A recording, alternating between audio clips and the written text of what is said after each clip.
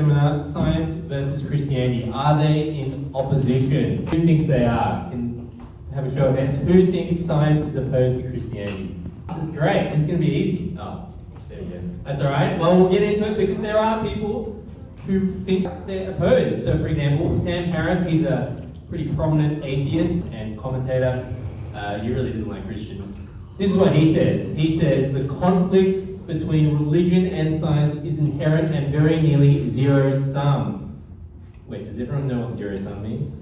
No. Okay, good. Well, zero-sum just means if one is the winner, then the other one must be the loser. They can't both work. That's what he's saying. The success of science often comes at the expense of religious dogma. The maintenance of religious dogma always comes at the expense of science. So he definitely thinks it's got to be one or the other. You can't have both.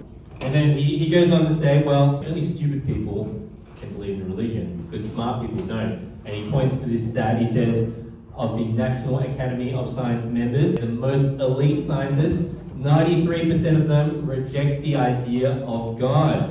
And maybe now you feel a little bit more uncomfortable. Who does? I mean, I certainly feel uncomfortable when I read that.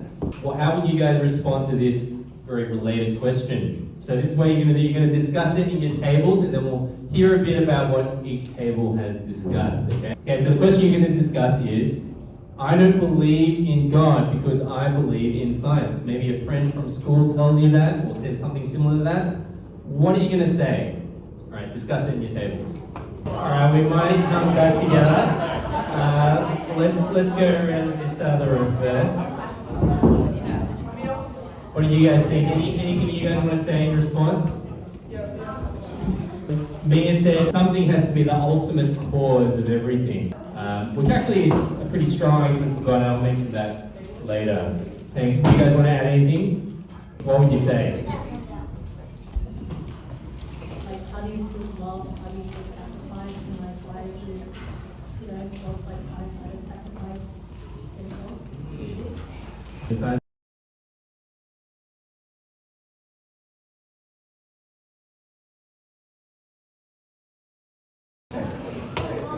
Maybe I would hit like ask a question back saying, why can't you believe in both, right?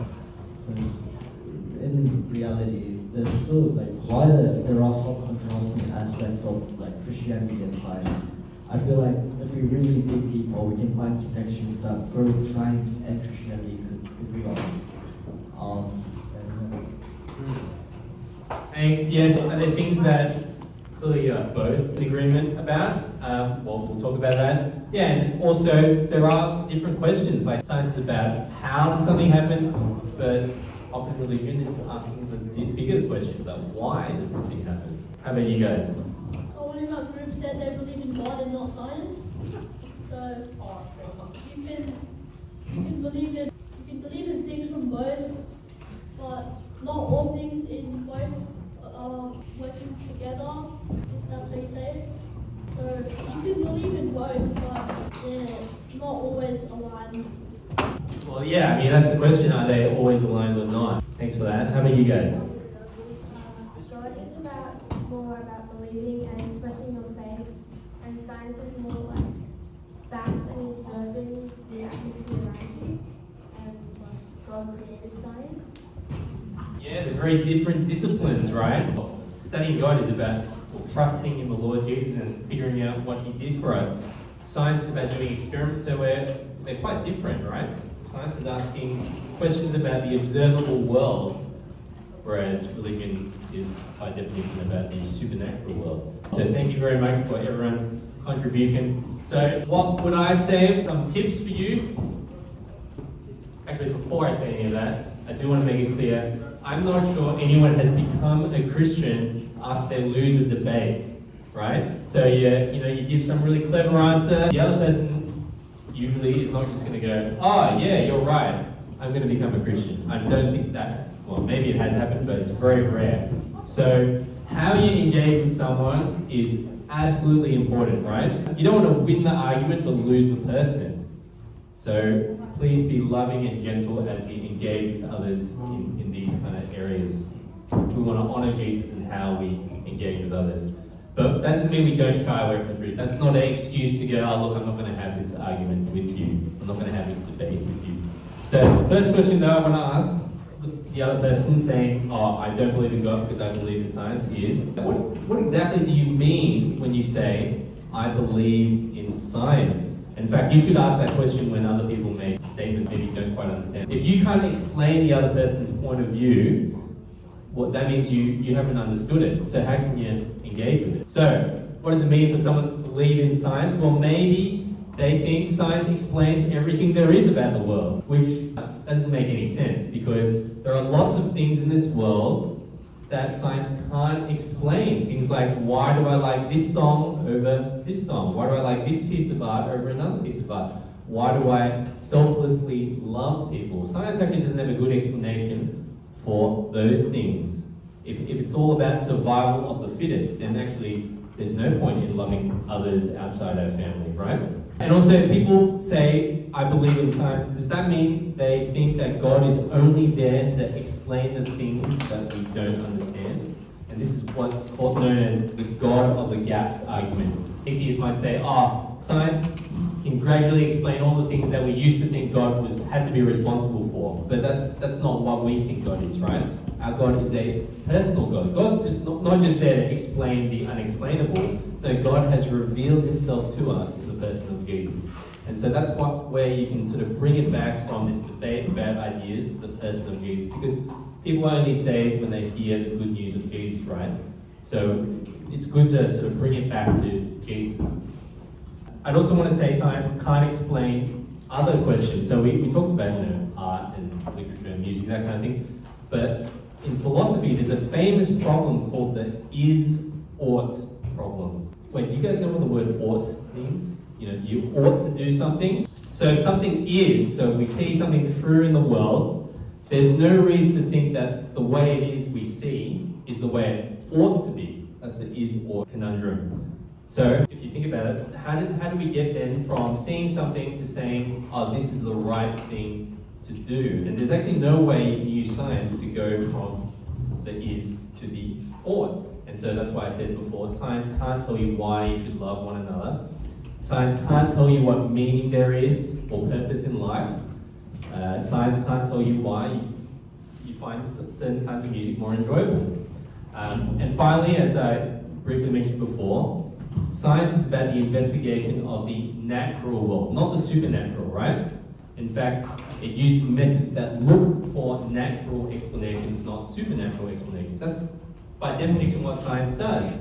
And so, of course, science can't tell you if God exists, because God is not natural, he is supernatural. It's simply not looking for, science is simply not looking for a supernatural explanation, so it can't tell you if God exists. Any questions before we go to the next discussion question? Well, let's move on. So, discussion question 2, and this is a really big one, so we'll spend a bit more time on this. Someone says to you, look, science doesn't agree with the creation account in the Bible. That's why I'm not going to bother coming to church. Why would I bother reading the Bible? I think it's rubbish because it doesn't agree with with what the science says about creation. How would you respond? What do you guys think? Anyone want to say something? Yeah, so they both could be true. Like, for example, if I said God provided this house for me to live in, like that could be true, and at the same time, maybe I work to buy the house. So they can both be true, yes. But what if someone came back to you guys and said, oh look, the Bible says God made it in 6 days, but every scientist doesn't believe that. Then what?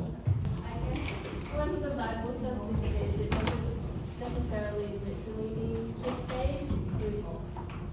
It could just be like a metaphor, kind of, just to represent the stages.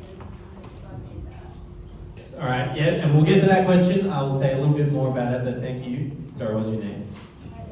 Thank you, Angie. That was really helpful. Thanks for being brave and sharing. How about you guys? Well, I guess we would talk about, if they said like the Big Bang said in this order, you would look at it and say, no, it didn't.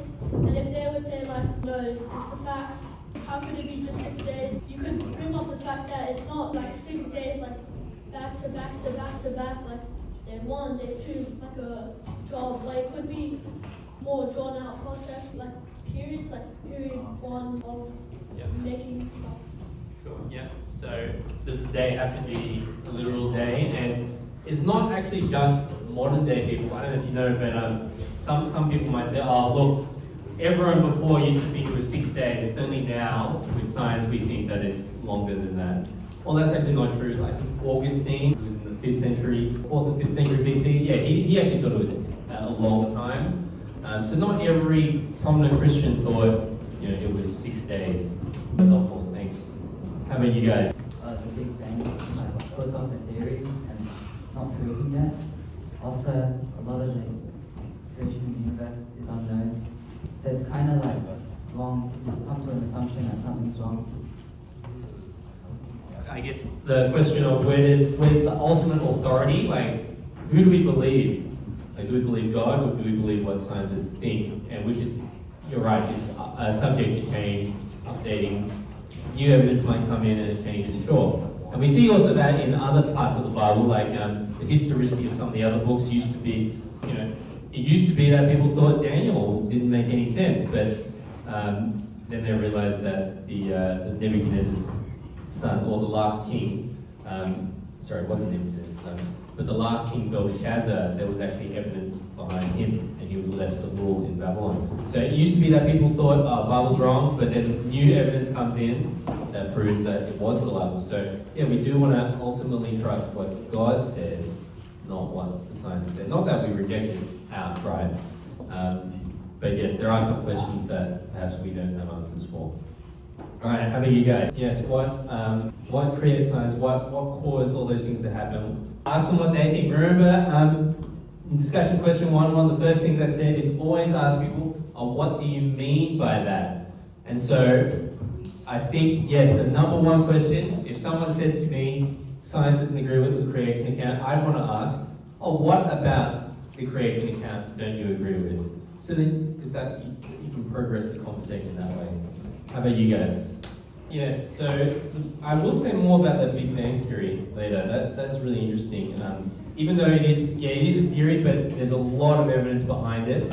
It probably did happen. Did it happen exactly the way scientists think? Who knows? Like we can't do the experiment to work it out. All right, how about you guys? We were talking about how some people believe that the world was created by chance, but we have like two points about that. So the first one is, what's the comfort of thinking that the world was created by chance and that you weren't created for anything, or you can believe that you were created by God and that you were made to live for Jesus. Our second point was, if you're created by chance, what is the chance of that? That's really unlikely. That's great. If we're made by chance, that kind of challenges us. What's the point of life? Why is there life here? It's like there's a famous thought experiment actually, where if you say you were condemned to face a firing squad, right? And every firing squad member, there's 20 of them, they're very accurate, right? They have a 99% chance of hitting you, and let's just say you only need to be shot once to die. And so they all go bam, and you're still living, right? Would it be right for you to just say, look, there's a very, very small chance, 0.01 to the power of 20, for anyone who does maths, the very small chance of you living, but the only way I can think about it is if it happens, so there's no point thinking about why I'm living. Does that make sense, or is that too difficult? Right? If there's a very small chance of something happening, it makes sense for us to try and figure out, why did it happen? It'd be crazy for us to go, shrug it off and go, well, if it didn't happen, I'd be dead, so there's no point thinking about it. That's what a scientist who doesn't believe in God would say about life existing on Earth. I don't know if you've heard of the fine-tuning arguments for God, but I don't know if you know, but if gravity, the strength of gravity changed just by a little bit, the universe and life could not exist as it does today. And if the relative strength of the strong nuclear force, how in the universe there are different forces, so there's the electromagnetic force, there's gravity, there's the strong nuclear force that binds atoms together. If all those just changed by a little bit, life could not exist as it does today. And that's really weird. And so scientists who don't believe that there's God believe that, it must be a multiverse. You know, you've heard of the idea of a multiverse, right? That there's a heap of different universes. We just happen to be in the one where life works. Well, if you come back to the firing squad analogy, for us to think, it's just a multiverse and we happen to be in the right universe, it doesn't really make sense. So I think, those arguments are pretty strong for God. I'm not talking about that in my talk, so that's why I spent a bit more time talking about it. But thanks so much for your responses. Any questions that brought up for you guys? No? Okay, well, maybe you're thinking, what do I think about the creation account? So as I said before, you want to ask, what do you mean by that? What exactly in the creation account do you not agree with? Is it the 6 days? Is it the fact that God creates out of nothing? Or he creates by speaking, and so on? Now, one of the really important things we didn't discuss, but you should definitely know, and you probably actually heard about it last week, or you will in the next few weeks, is what's the purpose of the creation account in Genesis? Like, why did God write it or have it written for us? How interested do you think God was in giving us a blow-by-blow account of exactly how the world was made?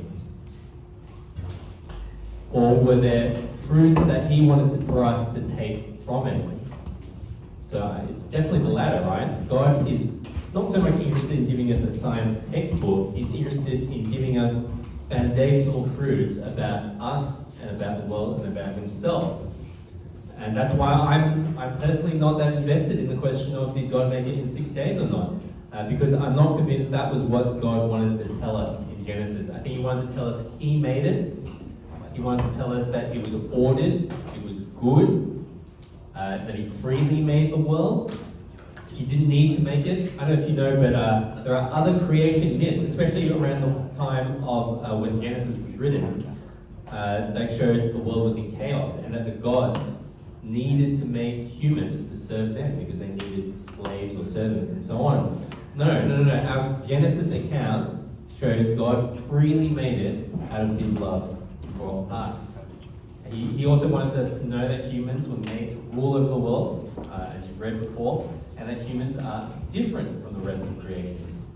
And so there are many Christians out there who are fine with the way science views the process of creation. So it's a really big topic, and so I'm not pretending that I can tell you everything about it. And I'm not a biologist as well, so I don't claim to have the expertise in that area.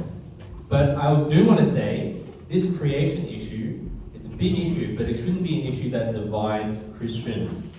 It shouldn't be used as a test to see if someone really is a believer. And Christians who don't think God made it in 6 days shouldn't think that those who do are ignorant or against science and so on. But we should be able to have this discussion as Christians. So my view, maybe you want to know, and I don't claim that this is the only right view because there are lots of genuine believers who think differently to me on this. But to me, it makes sense of what's in the Bible is there's big questions about how did death enter the world, right? If the wages of sin is death, from the book of Romans, well, to me, it makes sense that death entered the world after Adam and Eve sinned in the garden. And the new creation, it says things like in Isaiah, the lion will lie down with the lamb, and so on. So I'm not convinced that there's animal death before the fall. Some people do, but I think you definitely can't have human death before the fall. Otherwise, it doesn't make sense of what the Bible says. And so, if humans are made in God's image, it becomes problematic to assume that humans are the product of macroevolution for millions of years. So if you're happy with humans being evolved from simpler organisms, well, when were they made in God's image? Now, there are some people who put thought into this. They're trying to marry up the evolutionary biology account of how humans came about with the Bible. But yeah, I personally don't agree with them. I think you've got to do a lot of fancy footwork to get there. If Adam's sinful nature, this is another problem, if Adam's sinful nature was passed down to us, we all have a sinful nature, well, doesn't that make the most sense if we really are descendants of Adam and Eve? And so, in my mind, I think the whole scriptures, especially about sin and death, bits about sin and death, I don't think they fit the current theory of evolution. But remember, many Christians disagree with me there. But I think that's okay. It's like if someone asks you, well, how did Jesus walk on water? Well, I don't have an answer. I mean, he's God. How did Jesus rise from the dead? Well, I can't give you a scientific answer, but I can say, well, God the Father rose him, or raised him from the dead. These are questions that science can't answer. The question then is whether the testimony we have in the Bible about these events is reliable, and I'm sure that Mike and your other leaders can talk to you about that. Because the New Testament is one of the most reliable documents from ancient history. Now, the theories that science puts forward are also up for change. I mentioned that before. Scientists used to think the universe did not have a starting point. I don't know if you know that. So the Big Bang Theory it wasn't around 200 years ago, but they found more and more evidence that supported the idea the universe had a beginning, and that's where we got the Big Bang Theory, not the TV show. And in fact, when the theory came out, I don't know if you know, but some atheists were really unhappy because they realized the idea of the universe having a beginning pointed to a creator. Because everything has a cause, right? Why am I here? Well, you could say I walked here, but you can keep going beyond that. Why am I here? Well, my mom gave birth to me, and so on and so on. Everything has a cause. And if that means if the universe has a beginning, that means the universe must have a cause. And science can't really get around that problem. And obviously the cause for the universe must be God.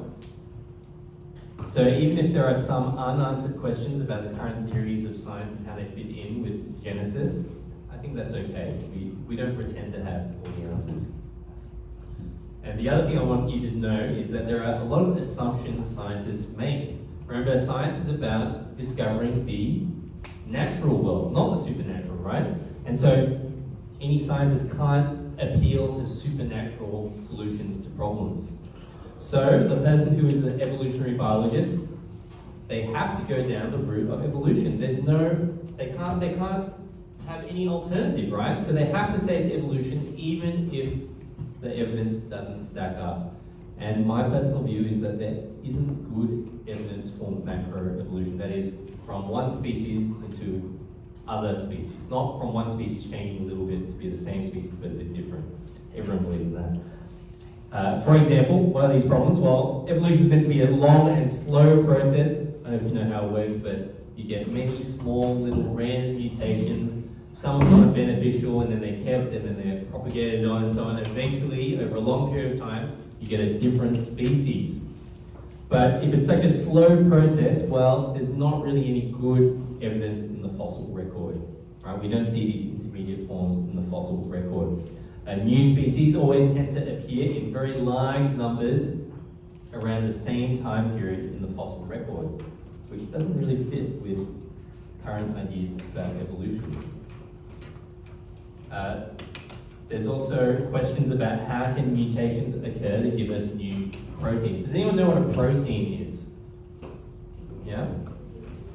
Yes, proteins are very important for your health, but do you know what a protein is made out of? Does anyone know? Cells? No, not cells. Amino acids, great, thank you. Yes, and there are 26 amino acids. So proteins are a long, very complicated chain of amino acids. They have to be in the right order. And not only do they need to be in the right order, the protein is so big it has to fold in space, right? Like a long string, it can get muddled up and then look like something else. Well, proteins have to do that. And if they're not folded correctly, they don't work, right? So very, very complicated. You change a little bit of them and they don't work. So I don't understand. It's not just me, there are mathematicians who would say this as well, and biologists, that how do you get new proteins from existing proteins? When you change a little bit, it just doesn't work. So I don't get how it goes from one advantageous protein to another down the track using evolution. I don't think that works. And there's also, related to that is the question of how did life begin? Because there's information in DNA, where does the information come from? So the point is, Even evolutionary biologists know that there are problems with the theory of evolution. And that's why they come up with other theories like punctuated equilibrium, where they're saying that there are some periods in history where suddenly evolution goes on very quickly. And that's how they get around this problem. So they have to come up with these ideas because there's no other option than everything comes from a single common ancestor. They have to go down evolution. That's my view. Feel free to disagree with me or ask questions about it. But I do want to say, don't get hung up on this question, because the Christian faith is not all about whether God made the world in 6 days or not, or whether he made it through evolution. It's all about Jesus. He's the one we want to be speaking about and helping others get to know. That was a lot. Any questions about that? Alright, well, if you do come up with questions, make sure you ask them later. Alright, next discussion question. Okay, these two are a little bit not as heavy, so we'll have a bit less time for them. Someone says to you, science shows miracles don't happen. And so the Bible can't be right because there are lots of miracles in it. So why bother reading it? Discuss. We will not be able to share from that. Let me share quickly about what I would point out though. Just because miracles don't normally happen is not the same as they never happen, right? We're just talking about, did miracles happen in the past, at this point in time with Jesus, right? So it's not a science question, it's actually a history question. You can't do an experiment to work out if Jesus really did it.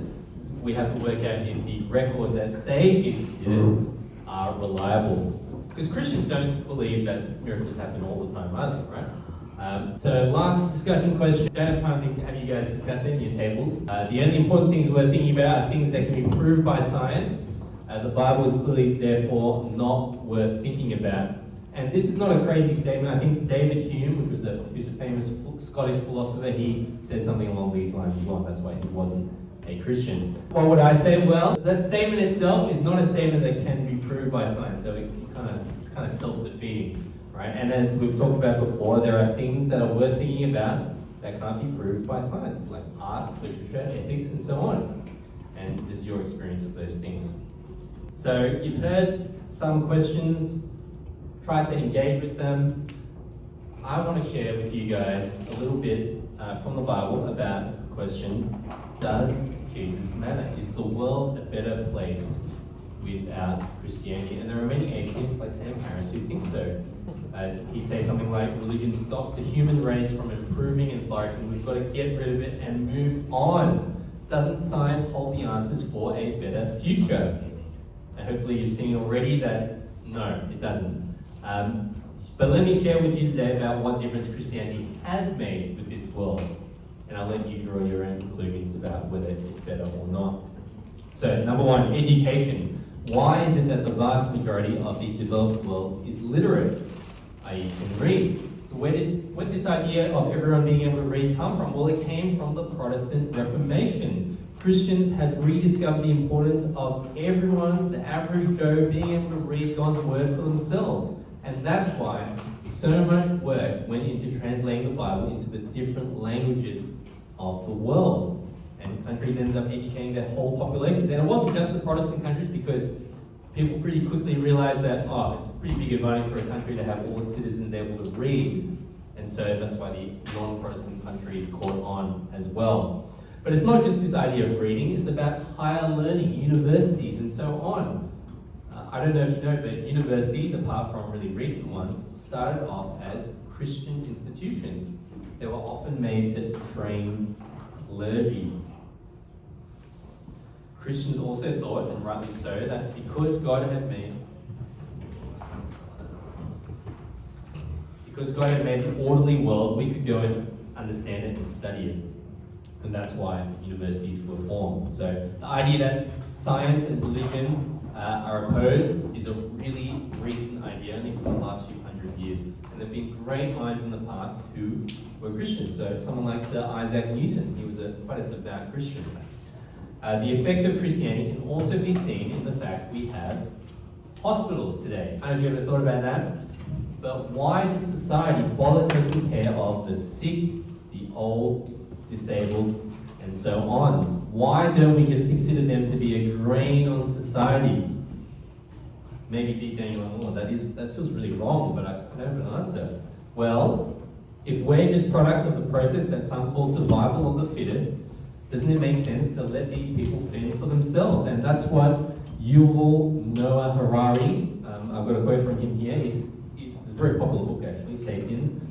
He writes that human beings have no natural rights, just as spiders, hyenas, and chimpanzees have no natural rights.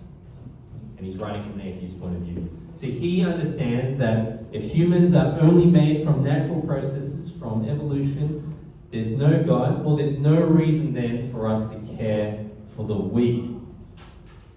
But how about the Christian point of view? Well, the Bible says we are made in God's image. We saw that from Genesis 1, didn't we? The very fact we're made in God's image makes us special. We're different to other animals. God made us to rule over His creation, and that includes looking after it. And that's why it's okay to eat meat and use animal products. Don't listen to what the vegans might tell you. But more importantly, it means that every human being is valuable. And they're valuable no matter how old, how sick, how broken, how disabled, and so on. And this is quite a Christian idea. It's why the Christians back in the time of the Bible were famous for saving the babies left out to die on the streets. I don't know if you know, but it was normal back then. Oh, this baby looks sick. I don't really want this baby. Let's just leave it out in the streets to die. That was normal. But Christians were known for saving them. If you don't believe me, let me read out to you this excerpt from a letter written by the last non-Christian Roman emperor. And his name was Julian the Apostate. He writes to Arsacius, the chief priests of their pagan religion. For it is disgraceful when no Jew is a beggar, and the impious Galileans, and he's talking about the Christians, support our poor, i.e. the pagan poor, in addition to their own. Everyone is able to see that our co-religionists, i.e. the other pagans, are in want of aid from us. Does everyone understand that quote?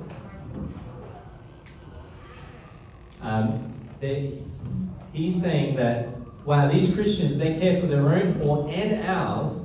Like, it makes us look really bad. So we've got to do the same thing. See, the Roman, and so he was from around 360 AD. He knew these Christians treated the poor so differently, and that's how different the Christians were. So it's unsurprising that today it is Christian organizations that are at the forefront of caring for the sick and the needy and the poor. It's why the countries that are most influenced by Christianity, the Western countries of the world, are the ones that are most likely to provide care for those who are doing it tough, whether it be financial care or medical care. And that's why we have this idea of public hospitals.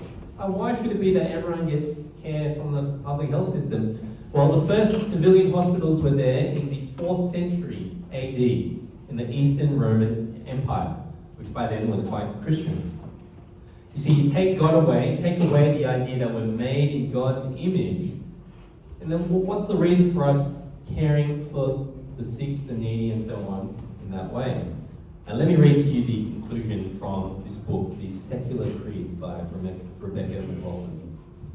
She writes, "An atheist can believe in human rights if she likes. She can campaign for racial justice, volunteer at a soup kitchen, support non-government organizations that combat famine, and give to charities opposing sex trafficking. But she has no rational grounds for saying that everyone should believe in human rights or that racism is unquestionably wrong. In a world without God, I may hate race-based slavery in the same sense that I hate olives. But at the end of the day, it comes down to personal preference." So let me put to you two worlds. A world without Jesus and a world with Jesus. Now the world without Jesus, let's imagine for a moment. It's a world where our foundations for what is right and wrong aren't there. So there's no right and wrong. It's just, we just make it up. It's a world where there is only blind chance, where there is no real meaning or fulfillment in life. we make up those things for ourselves. Survival of the fittest means it's only normal to treat those on the outside of your group or your family and so on as less valuable. It means that using less resources on the old, the sick, the disabled makes sense because they are less valuable. It's a world where withholding education and knowledge from others isn't necessarily wrong. And it's a world where death is a sad outcome we all face with no way to escape. That's depressing, isn't it? And you know what? It's in the Bible. Come with me to Ecclesiastes 5. Everyone comes naked from their mother's womb, and as everyone comes, so they depart. They take nothing from the toil that they can carry in their hands. This too is a grievous evil. As everyone comes, so they depart. And what do they gain since they toil for the wind? All their days they eat in darkness with great frustration, affliction, and anger. You see, this passage was written from the view of life under the sun, that is, life without God in the picture. You see, the Bible is aware of what life is like without God, and this is the bleak, hollow life that you get if this is all that exists in this world. And maybe you've caught a glimpse of it yourself. You wonder, what's the point of studying so hard for the next exam when there's another one coming after that? Maybe you're the kind of person who doesn't do well at school. You don't compare favorably with your classmates or your relatives or your family friends. Maybe you feel it when your parents like to tell you about some family friend whose son or daughter did something amazing that you haven't done. And when you're older, it'll be them telling you about someone who you barely know, how, this person's now a surgeon or a lawyer, and so on. See, if there's no God, well, that comparison makes sense. If your value is determined by how successful you are, then you should compare yourself to others. But that's so depressing. It's an endless cycle of being dissatisfied with how you look, how successful you are, how many friends you have, and so on. And that's everything you see in social media today. Think about what Facebook and Instagram are showing you. It's about other people's successful and amazing lives. Is that what life is all about? And obviously you want to say no, right? And even if you do really well, you get through uni, you fly well, get through exams, you get a great job, well, life is really expensive in Sydney. But let's say you overcome that, you tick every single box, you're still going to face the same future we all face, death, the problem of death. And Ecclesiastes 3 picks up on this. Surely the fate of human beings is like that of the animals. The same fate awaits them both. As one dies, so dies the other. All have the same breath. Humans have no advantage over animals. Everything is meaningless. All go to the same place. All come from dust, and to dust all return. Who knows if the human spirit rises upward, and if the spirit of the animal goes down into the earth? So I saw that there is nothing better for a person than to enjoy their work, because that is their lot. For who can bring them to see what will happen after them?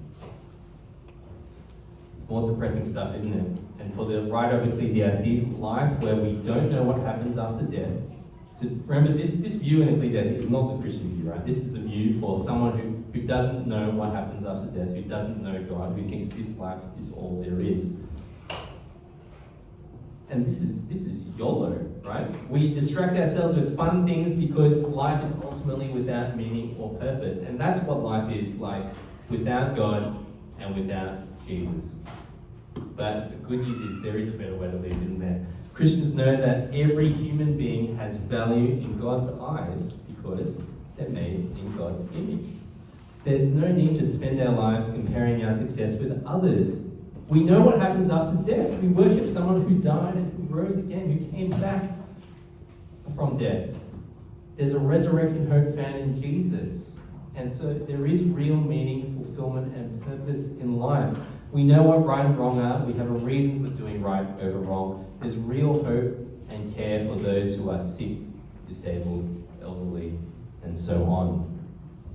There's also hope for real justice. I don't know if you ever feel uncomfortable or angry about, those unsolved crimes, but there will be solved one day and justice will be done because this world is not all there is. You see, the world with Jesus in it makes so much more sense than a world where this is it, there's nothing more.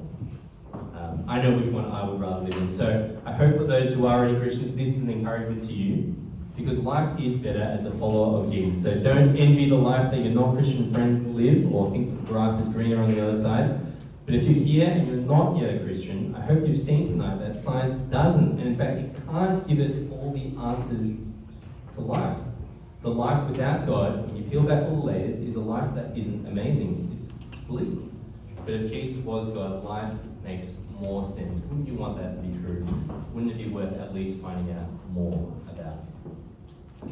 And if that's you, make sure you talk to someone, whether it be Mike or any of you, please. Let me pray. Father, thank you that you made the world and everything in it. Thank you that life makes sense with Jesus. Thank you that he will return one day to set all things right and bring real justice into this world. Thank you that you've given us real meaning, fulfillment, and purpose in life. But thank you most of all that Jesus died so that we might have real forgiveness